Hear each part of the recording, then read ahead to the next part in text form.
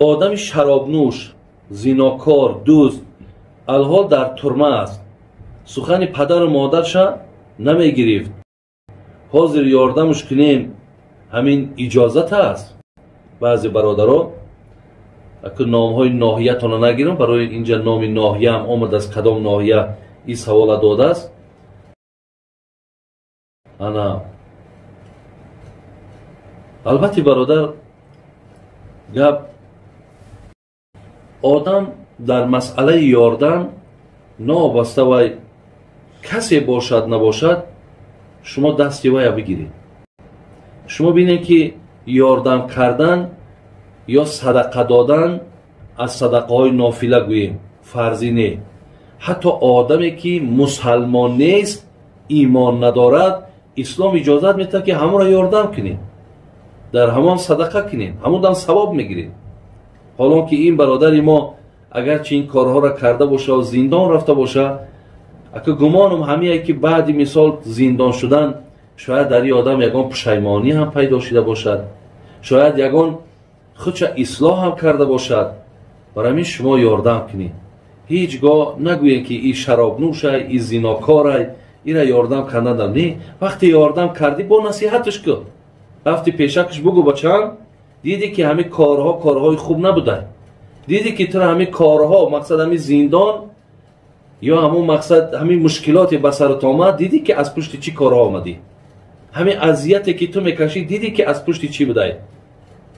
برادری عزیز که مقصد این روزها که گذشت دیگر اکب دنبی این کارها را پرت توبه که به سوی الهی مهربان نمازها تا بخوان، این مبلغ بگیر در جانه که شیرین صرف کن، تلفنات بابتش کی یاردن در کار شید.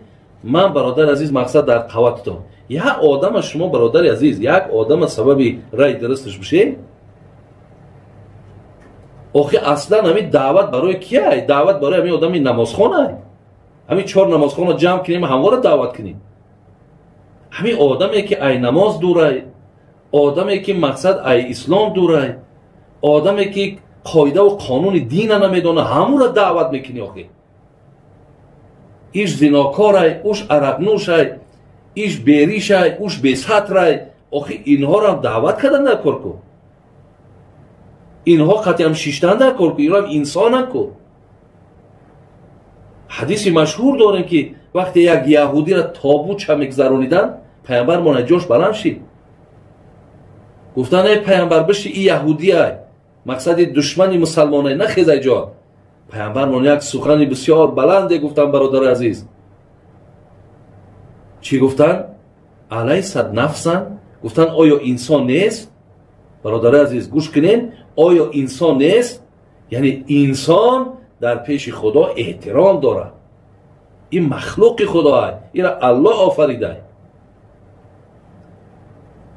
برای همین این چیزها در برادران ما و شما را بد نرسه. من ده ها آدم میدانم که از ما منتداری میکنن که ما در همین راه ها بدیم بابای حاجی وقتی شما را گوش کردیم از همین راه گشتیم. پیامبر من حضرت علی را چی گفت؟ لا یهدی الله بک رجلا واحد خیر لک من حمر النعم. یک آدم اگر راه درسته تو سبب شوی و وای پیدا کنه به سوی الله از یک شتر سرخمویی که تو قربانی میکنی این بهتر است. یک شتر سرخمو را در عربستان میگه تا 10 میلیون دلار میفروشن. از این مردم باید ما برادرای عزیز باید هیچ وقت عینه زیاد دور نریم، اینها را دعوت کنیم، اینها قطعی بشینیم، اینها قطعی صحبت کنیم.